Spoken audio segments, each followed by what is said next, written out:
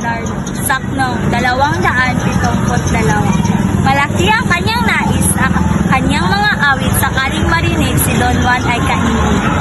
Katangiang pinamalas.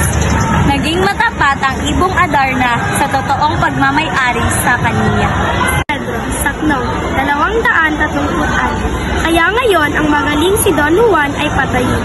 Kung patay na, iiwan natin ang Adarna na may dalhin, katangiang ipinamalas. Walang awa makasarili.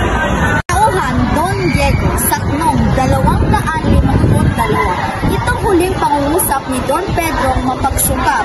Pikit mata ng kinagat ni Don Diego mapabulang. Katangiang pinamalas. Napagtiwala walang kamalayan. Don Juan, Saknong 278. Sa kawalan ng pag-asa sa Diyos na tumalaga, kung gumaling ay ligaya, kung masawi palad niya, katangiang pinamalas, maka-Diyos at matiisin.